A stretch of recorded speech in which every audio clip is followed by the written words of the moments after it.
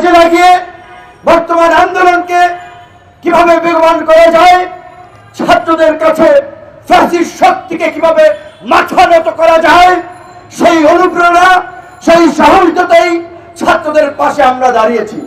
আপনারা জানেন এই কোটা সংস্কার আন্দোলনের যে ছাত্ররা বৈষম্য বিরোধী আন্দোলন করছে, তারা কর্মসূচি রেখেছে 3টায়।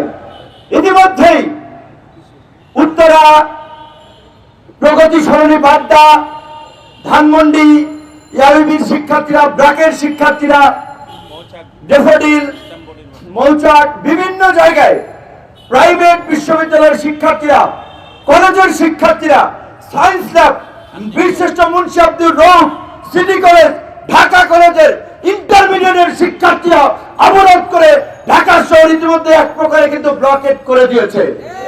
সেই কারণে কিন্তু রাস্তায় গাড়ি চলছে না।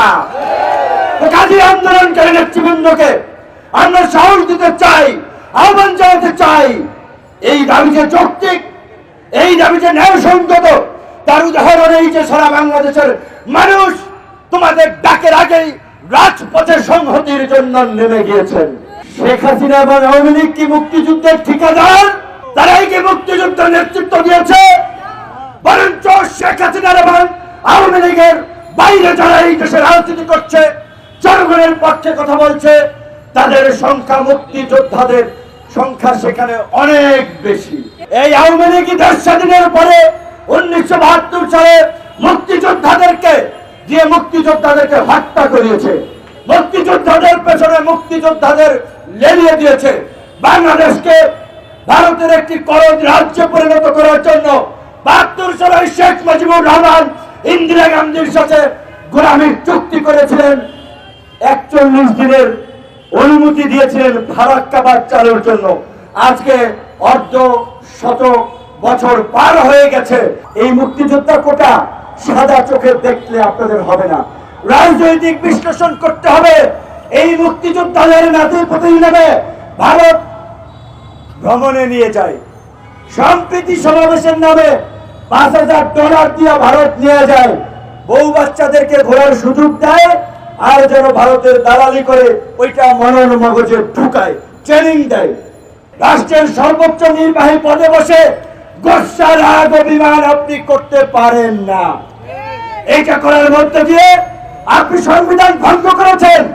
আপনার প্রধানমন্ত্রী পদে থাকার কোন নৈতিক বৈধতা নাই। উনি বীর মুক্তিযোদ্ধা হয়ে গেছেন, ওনার পরিবার এই দেশে সব করেছে। 5 বছর পরে কারো ছেলে হাফেজ হবে, ওইটাও বঙ্গবন্ধুর স্বপ্ন। কারো ছেলে এমআইটিতে পড়বে, ওইটাও বঙ্গবন্ধুর স্বপ্ন। এই দেশের কোন তরুণ প্লেন আবিষ্কার করবে, কার আবিষ্কার করবে, সব বঙ্গবন্ধুর স্বপ্ন। 60-70 বছর আগে দুনিয়ায় যা কিছু হবে বঙ্গবন্ধু দেখে গিয়েছিলেন। বঙ্গবন্ধুর সোনার বাংলা, বঙ্গবন্ধুর ডিজিটাল বাংলাদেশ। তো আমরা কি কাজ করি রাজনীতি করে হাওয়া খাইতে? আমাদের কোনো স্বপ্ন নাই। আপনাদের মতো অ্যানালগ দুর্নীতিবাজ, লুটেরা, চোর দিয়ে বাংলাদেশের রাজনীতিতে পরিবর্তন হবে না। আপনার বাবা বলে গিয়েছিলেন সবাই পায় বিভিন্ন খনি, সোনার খনি, রূপার খনি, তেলের খনি, আমরা পেয়েছি চোরের খনি।